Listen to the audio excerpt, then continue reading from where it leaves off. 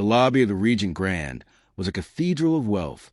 Crystal chandeliers glimmer above polished marble floors. Each light fractured into 100 sparkling shards across the room. The air carried the faint scent of imported orchids, carefully arranged along the mahogany check-in desks. The space buzzed softly with the low murmur of privilege, guests sipping champagne in velvet chairs, a string quartet tucked into one corner, their bows gliding across instruments as if the music itself was reserved for the elite. It was a kind of place where silence wasn't just requested, it was purchased, and then it shattered. "Sir, people like you don't stay here." The words weren't shouted. They were delivered with a poised, cutting calm by the hotel manager herself, a woman in her 40s with a tailored uniform pressed so sharply it looked like the fabric could slice glass. Her name badge glinted under the chandelier, Evelyn Cartwright, general manager. She didn't need to raise her voice. The insult carried anyway, bouncing off marble and crystal, finding ears that weren't meant to hear but did. Heads turned. Conversations froze. Even the violinist faltered mid-note. Marcus Williams stood motionless at the counter, his hand resting on a sleek leather briefcase. He was tall, 6'2", and immaculately dressed in a navy Tom Ford suit that had been tailored in Milan.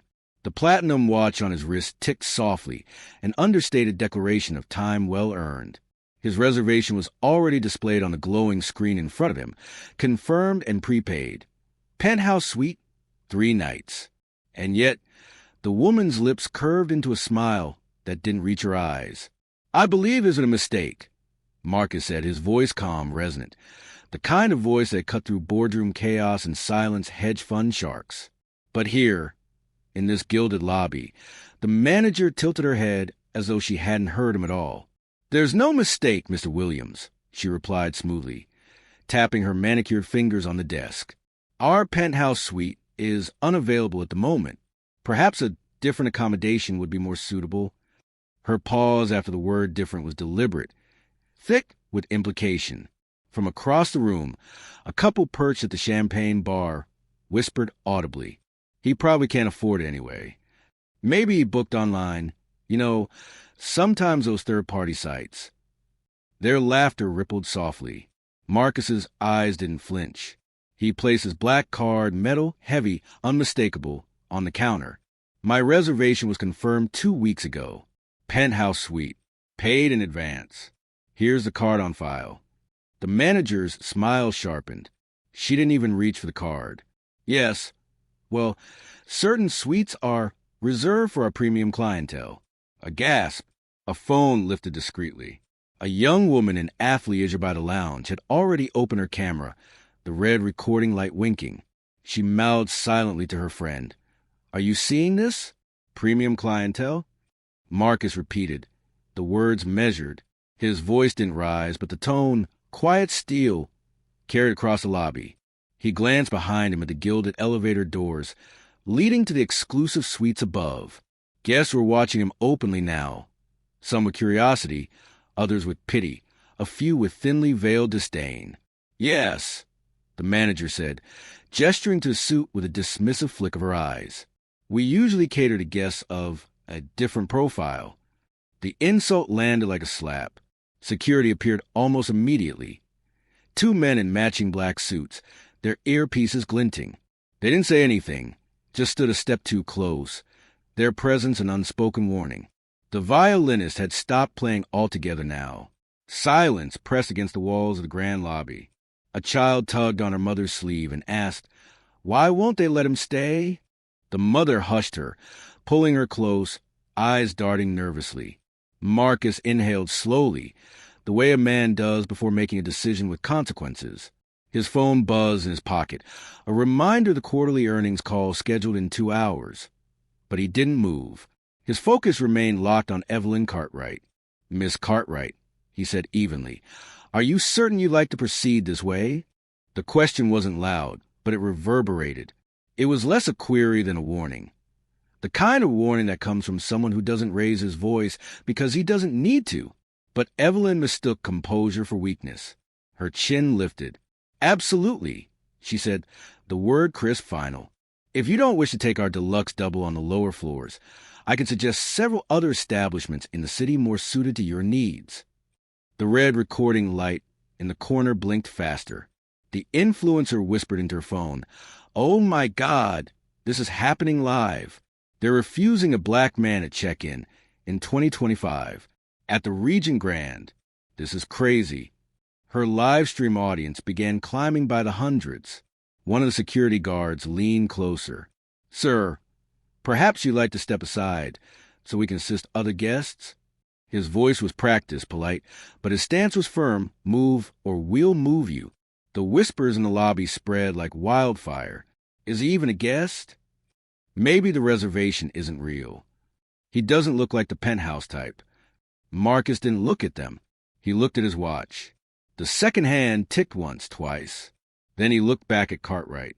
"I'll ask you one more time," he said, his tone dropping low enough that only the surrounding crowd could hear, though it carried farther than she realized. "Are you absolutely certain this is how you want to handle this reservation?" Cartwright's smile widened. "Yes, quite certain." That was when the tension shifted. The moment when arrogance crossed the invisible line into catastrophe. Marcus reached into his jacket pocket and withdrew his phone. He didn't raise his voice. He didn't threaten. He didn't argue. He simply stepped a fraction to the side, away from the desk, and began to dial. The influencer's phone screen glowed brighter. Comments flooded in. "Bro is way too calm. Something's about to happen. Why is she so smug? She's going to regret this. Keep recording. This feels big." Marcus pressed the phone to his ear.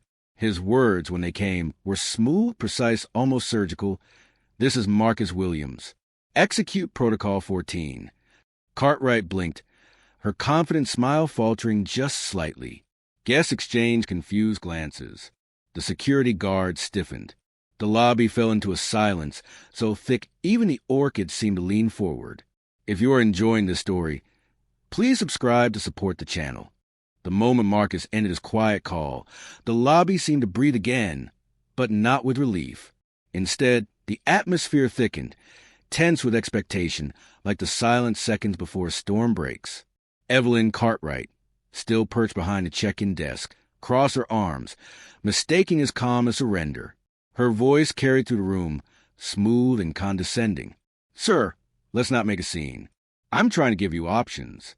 If you can't accept them, perhaps the Regent Grand isn't the right place for you." That word, scene, hit harder than the denial. She wanted the narrative to frame him as a troublemaker, the inconvenience, the outsider disturbing their curated bubble of wealth. Marcus didn't reply. He simply slid his phone back into his pocket. His composure was disarming, unsettling. But to surrounding guests, his silence was interpreted as weakness. The whispers grew bolder.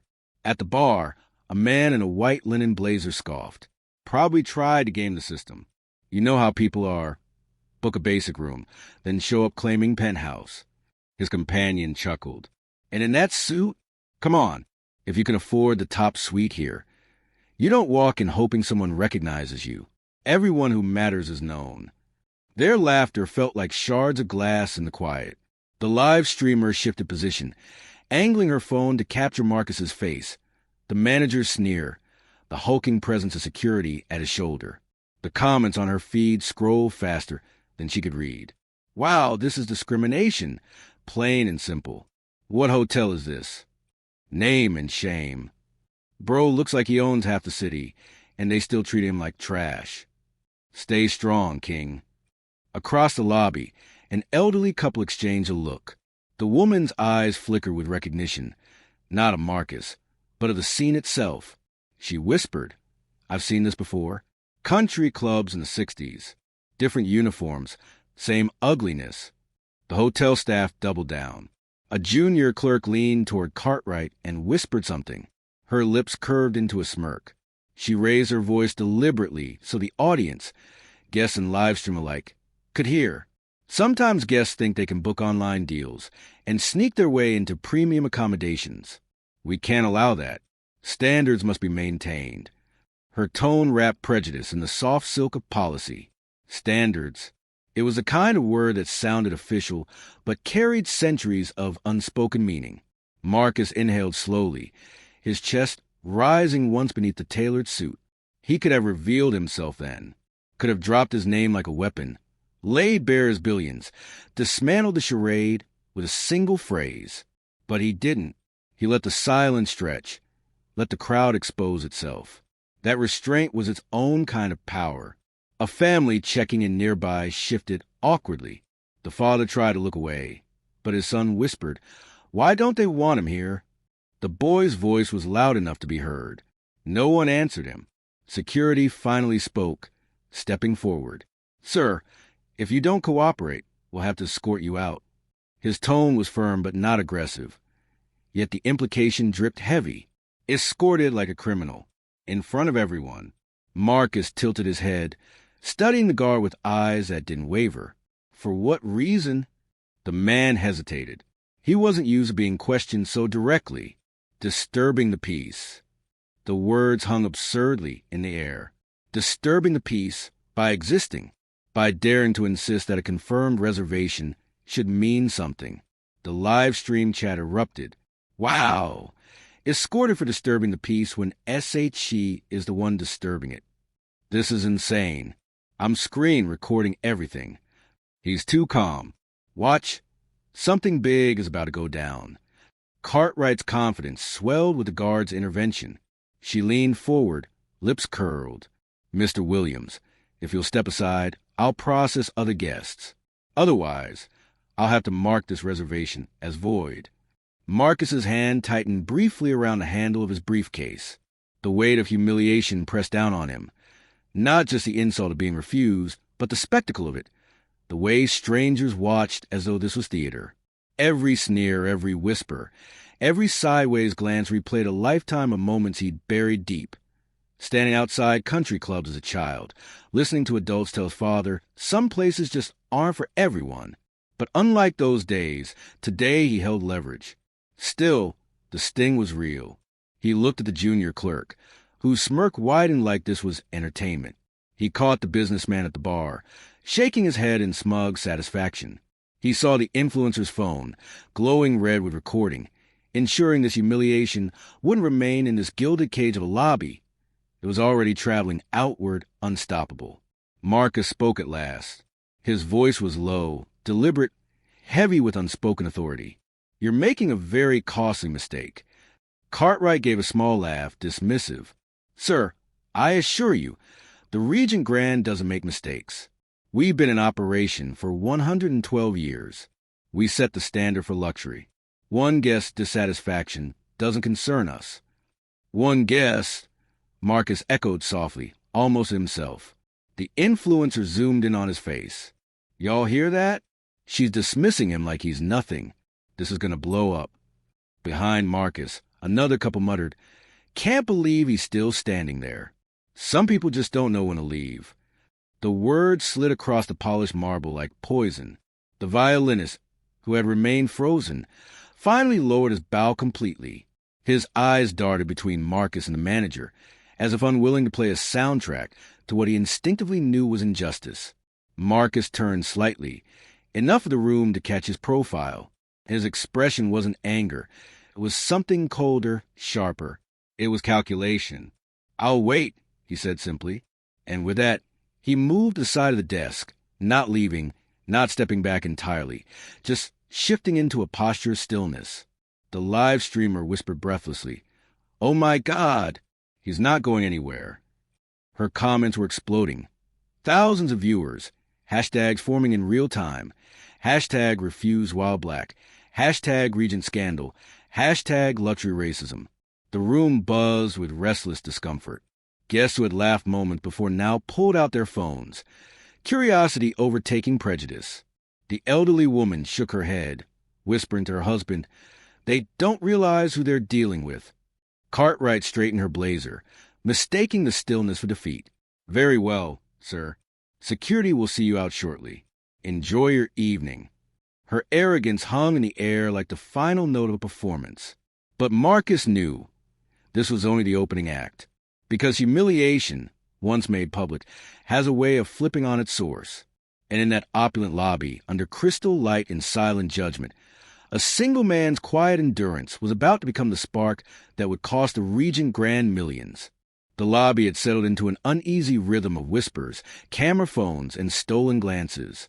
Evelyn Cartwright, still smug behind her mahogany desk, busied herself with the next guest as if Marcus were a smudge she could simply wipe off the marble. Security lingered, hands folded, waiting for the moment they could escort him outside like a misbehaving guest at a budget motel. But Marcus hadn't moved.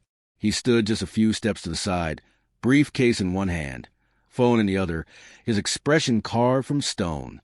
Cartwright leaned toward her junior clerk, whispering just loud enough for the crowd to overhear. See? All talk. These people think they can bluff their way into power. Marcus's gaze didn't flicker. His phone call had ended only a minute earlier. A single instruction delivered in less than 10 words.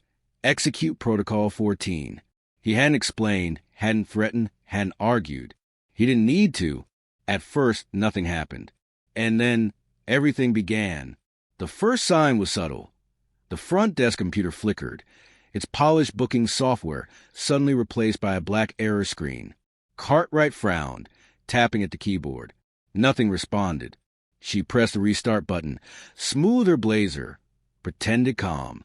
The system rebooted, only to fail again. What's wrong with this thing? The junior clerk muttered, jabbing at keys. Guests shifted uncomfortably as check-in stalled. The champagne bar murmured louder. Cartwright forced a laugh. Minor glitch. Happens sometimes. Just a reset. But it wasn't just one screen. The second clerk's system went black. Then the third. One by one, the glowing terminals that powered the Regent Grand's flawless image blinked into uselessness. The live streamer caught it all. She whispered into her phone, "Wait, I think the hotel's computers just crashed. This is wild. Look, every screen's down." Comments poured in. Coincidence? Nah, that's him. Did he just hack the whole hotel? Bros playing chess while they're playing checkers. Cartwright's smile cracked just slightly. She waved for a floor supervisor. "Run upstairs. IT will fix this." But the supervisor had news of his own. His face was pale. "Ma'am, it's not just us. Guest key cards aren't working upstairs. Doors won't unlock. Restaurant tabs are frozen. Even the elevators." As if on cue, a loud ding echoed from across the lobby. The golden elevators froze mid-floor, lights flickering out. A guest inside began pounding on the glass panel. "Hey, what's going on?" Gasps rippled. Phone shot up, capturing every second. Cartwright's breath hitched, but she clung to her posture. "It's just a temporary outage. Stay calm." Marcus finally moved. He stepped forward, slow and deliberate, his polished shoes clicking softly against marble. The sound carried louder than it should have, echoing through the tense silence. He set his briefcase on the counter. Not forcefully, not angrily, just with the quiet certainty of a man laying down a piece in a game he already knew he'd win. Cartwright tried to reclaim her authority. "Sir, please step back. This situation has nothing to do with you." Marcus looked her dead in the eye. "It has everything to do with me." Upstairs, chaos spread. Guests spilled into the lobby complaining of locked suites, canceled spa appointments, frozen charges on their credit cards. The string quartet had stopped playing entirely. The violinist's bow dangled uselessly at his side. Security's radios crackled with frantic voices. System failure across all Regent properties. Headquarters can't process bookings, payment gateway down. Cartwright stiffened. "Oh, Regent properties?" "Yes, ma'am. Global." Her face drained of color. The live streamer zoomed in on her reaction. "Did you guys hear that? Global. The entire chain is crashing. And this man hasn't moved an inch." Viewers exploded. "He's the one pulling strings. Bet money. Bros got them by the throat. This is legendary." Imagine being so calm while dismantling a billion-dollar brand. Cartwright turned back to Marcus, her voice faltering for the first time. What did you do?" He straightened his cuffs, every movement precise. "I warned you this would be costly." The words weren't shouted. They were delivered like a contract clause, factual and unyielding. The businessman at the bar, who had mocked Marcus earlier, pulled out his phone and started frantically searching. His eyes widened. Holy! He shoved the screen toward his companion. Look at this.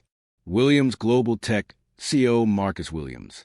His company powers Regent's entire reservation infrastructure. The name traveled through the lobby like wildfire. Whispers sharpened into recognition. Guest Googled, gasped, whispered again. That's him. He owns the system? He just shut them down? Cartwright's hands trembled now, her earlier confidence dissolving. She fumbled with her headset, barking into it. Get me corporate. Immediately. The reply came crackling back.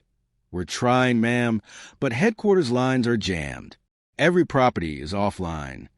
Marcus stood silent, letting the weight of revelation settle over the room.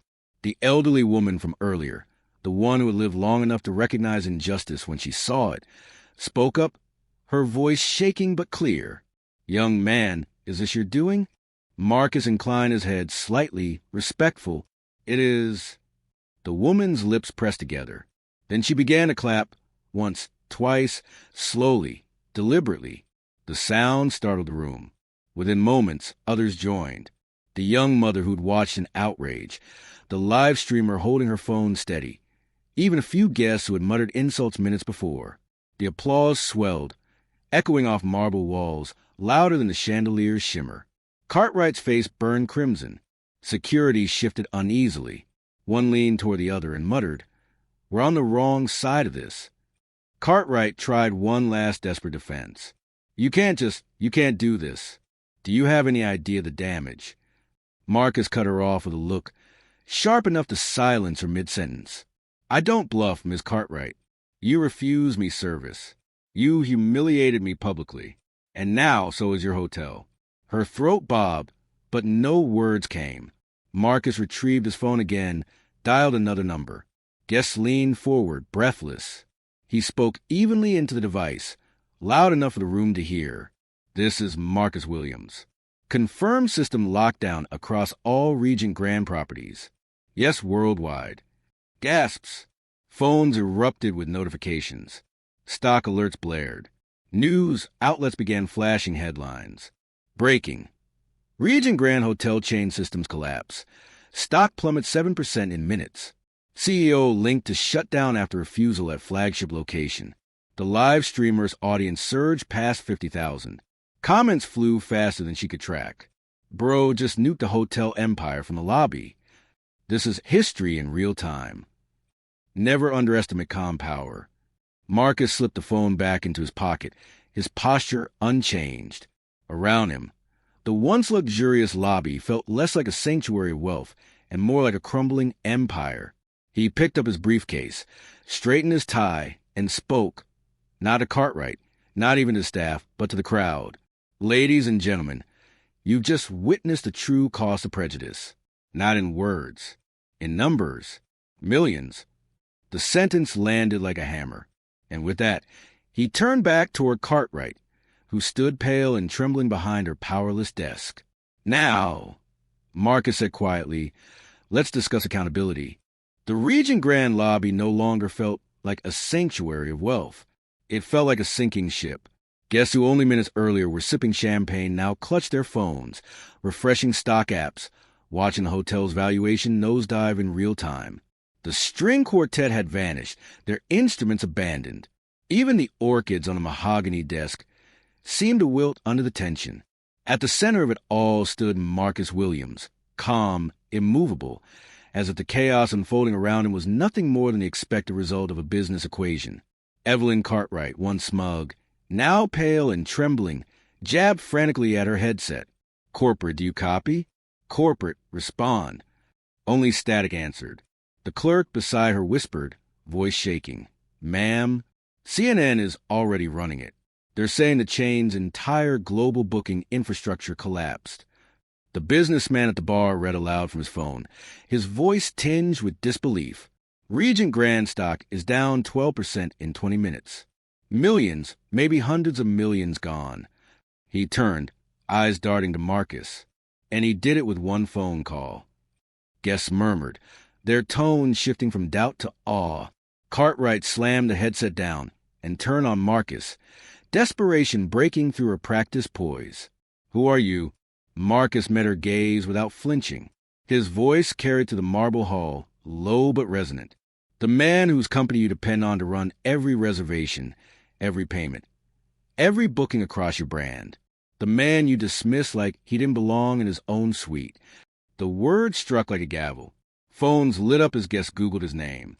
Within seconds, the whispers became a chorus. "He's the CEO of Williams Global Tech. They run Regent's systems.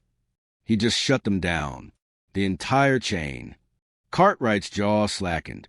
Her hands trembled on the desk. "That's impossible." "No," Marcus corrected softly. "That's business." The lobby doors burst open, and in swept a cluster of frantic suits, corporate executives who had raced across the city the moment their systems went dark. The regional VP, his tie loosened and face flushed, rushed forward. "Mr. Williams," he said breathlessly, voice dripping with forced politeness. "There's clearly been some terrible misunderstanding. Please, let's move somewhere private to discuss this." But Marcus didn't move. He turned slightly, addressing not just the VP but the entire lobby, the live streamer's camera, the hundreds of thousands now watching worldwide. "No," Marcus said evenly. "We'll discuss it here, in front of your guests, in front of your staff, in front of the witnesses who watched as your general manager refused me service because she decided I didn't fit her idea of who belongs in luxury." The VP faltered, sweat glistening at his temples. He shot a furious glance at Cartwright, who shrank under his glare. The live stream chat exploded. OMG's making them face it publicly. This is bigger than a hotel. This is systemic. Respect. He's not hiding this in a back room. Marcus set his briefcase on the desk again, clicking it open. Inside, neatly organized files glowed on a tablet screen. He tapped once, pulling up a service agreement. The VP paled.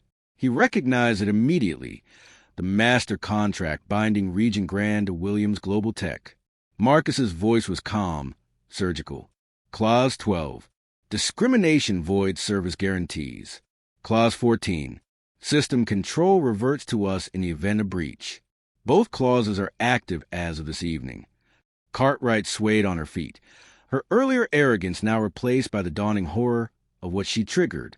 The VP whispered sharply, "Do you have any idea what this is costing us?" "Yes," Marcus replied. "Roughly $4.6 million every hour your systems remain offline, not including the reputational damage, not including the lawsuits already drafting themselves in real time, not including the fact that your shareholders are watching their wealth evaporate." The businessman at the bar cursed under his breath.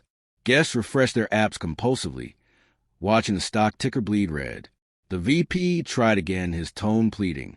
"Mr. Williams, please. Surely we can resolve this. Tell us what you want." Marcus let the silence stretch before answering. Then he turned, his voice steady, measured, carrying the quiet authority of a man accustomed to billion-dollar negotiations. "I want accountability." The word rang like a verdict. He fixed his gaze on Cartwright. "This manager refused my suite, not because of availability, not because of policy, but because of prejudice. Because she looked at me and decided I didn't belong. That's not a misunderstanding. That's systemic. And it ends today." Cartwright's face crumbled. I didn't mean..." Marcus cut her off, sharp as a blade. "Intent doesn't matter. Impact does." The live stream chat exploded with applause emojis, clapping gifs, floods of yes. Marcus turned back to the VP. "Here are my terms." The room froze. Even the security guards leaned in. "First," Marcus said, "the immediate suspension of Evelyn Cartwright pending investigation. She is not fit to lead this property." Cartwright gasped, her knees nearly buckling. "Please, Mr. Williams." "Second," Marcus continued, ignoring her plea, "mandatory, measurable anti-bias training for all staff across every Regent Grand property within 60 days. Not corporate lip service. Real training, designed to change behavior." The VP's lips parted to object, but Marcus silenced him with a look. "Third, a transparent reporting system for bias incidents. Guests and employees alike must have a channel for accountability that cannot be buried in bureaucracy. The demands landed like thunder. The crowd erupted, gasps, murmurs, some breaking into applause again. The live stream comments flew. This is history. He's rewriting corporate accountability in real time. Imagine being that manager Aaron. She's done. The VP's phone buzzed violently. He glanced at the screen and blanched. It's the board, he muttered, voice cracking. They're demanding a resolution. They're watching this live. Good, Marcus said softly. Then they'll hear me clearly. The VP swallowed hard. We accept your terms. Marcus leaned forward slightly, his presence filling the space. Not words. Written, binding, enforceable. And signed tonight. Or your brand doesn't wake up tomorrow. The VP nodded quickly, already dialing furiously. Marcus finally turned back to Cartwright. Her face was ghostly, her body rigid with shame. She tried to speak, but her voice cracked. I thought. Marcus's eyes were cold, but not cruel. You thought wrong, and it just cost your company millions. The silence that followed was deafening. The weight of it pressed against every marble pillar, every crystal chandelier, every trembling guest who had witnessed arrogance turn to ashes. The live streamer zoomed in on Cartwright's trembling hands. The comments lit up like fireworks. Accountability served. Never seen justice delivered this cleanly. This is what power with purpose looks like. Marcus closed his briefcase, snapping the latches shut with finality. Ladies and gentlemen, he said, his voice steady but heavy with meaning. This is not just about one suite in one hotel. This is about dignity, about respect, about consequences. He glanced around the lobby, making eye contact with the witnesses who had stayed rooted to the scene. You saw it. You recorded it. And now the world will know. With that, he turned to leave. Security stepped back instinctively, parting to let him pass. Guests whispered in his wake. Phones buzzing, cameras flashing. Behind him, Evelyn Cartwright sank into chair at the powerless desk, her empire of arrogance crumbling beneath the weight of what she had unleashed. And for the first time that evening, Marcus allowed himself a small smile. The reversal was complete. Morning light spilled across the skyline like liquid gold. But in the executive suites of Regent Grand's corporate headquarters, no one noticed the sunrise. Their empire was burning, not in flames, but in numbers. By 9 a.m., Regent Grand stock had fallen 19%, erasing nearly $600 million in market value overnight. Guest cancellations poured in, each carrying the sting of reputational collapse. News anchors dissected the incident on live television. Hashtags like #RefuseWhileBlack and #RegentCollapse trended globally. What had begun as one woman's smug dismissal in a gilded lobby had metastasized into a worldwide scandal. And at the center of it was Marcus Williams. Back in Los Angeles, Marcus sat in his glass-walled corner office, the city stretching endlessly beyond him. His phone buzzed relentlessly, reporters, CEOs, politicians, activists, but he ignored most of it. The live streamer's video now had 12 million views. Her voice, shaky but passionate, narrated the moment she captured history. He didn't yell. He didn't curse. He didn't even raise his voice. He just shut them down. His daughter, Maya, a sophomore in college, had called that morning.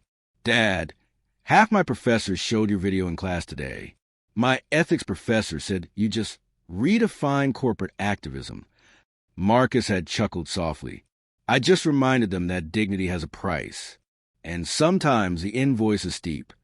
At Regent Grand headquarters, chaos reigned.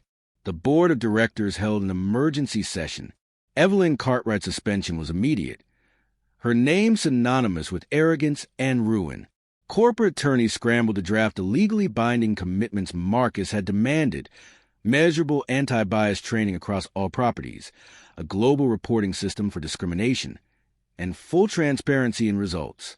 It wasn't just compliance. It was survival. The regional VP who had pleaded in the lobby now sat pale-faced before the board. If we don't agree to his terms, Williams Global Tech walks away. No other provider can handle our volume. We'd be crippled for months, maybe years. One board member slammed his fist on the mahogany table. "We're crippled already." And it started with 6 words. "People like you don't stay here." Silence followed, broken only by the sound of stock tickers bleeding red.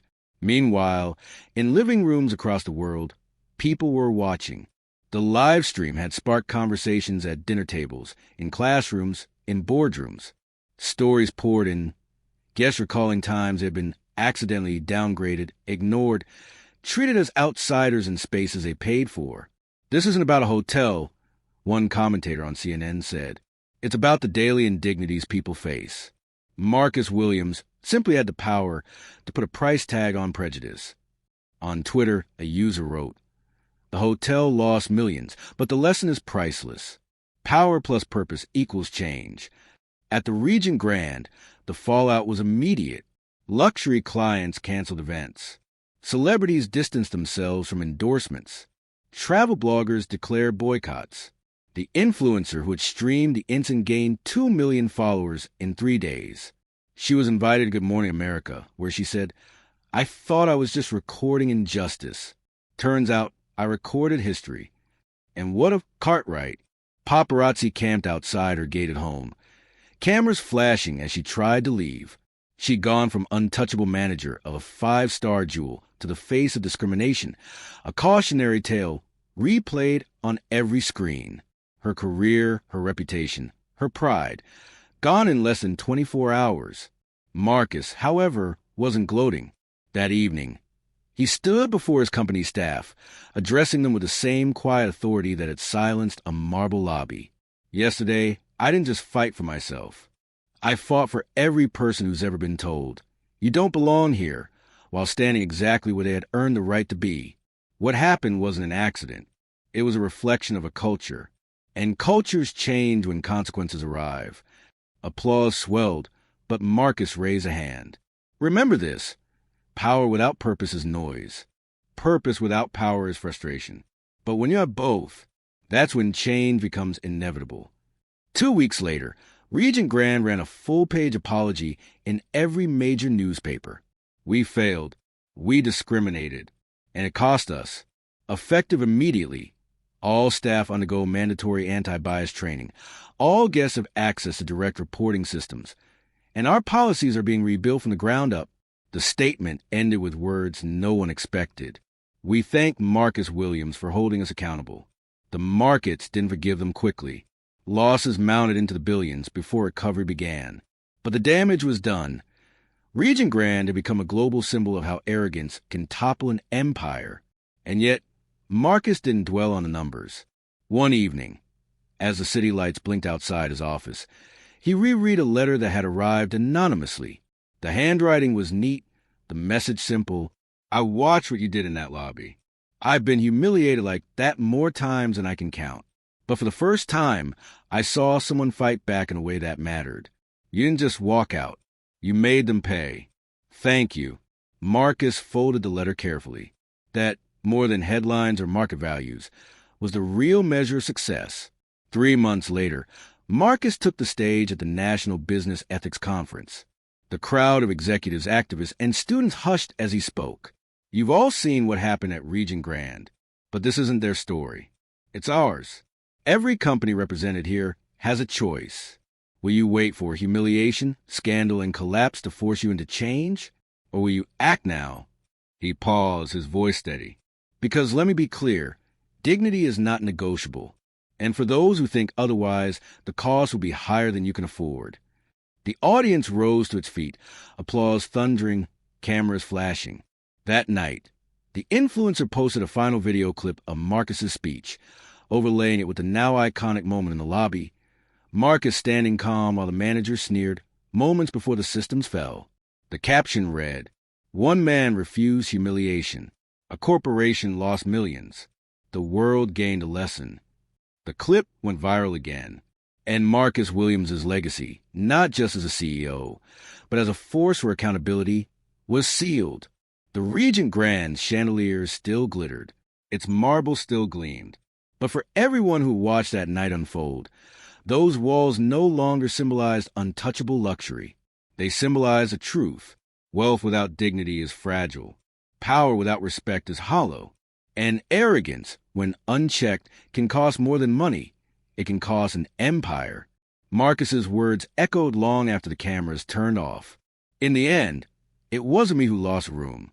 It was them who lost their crown.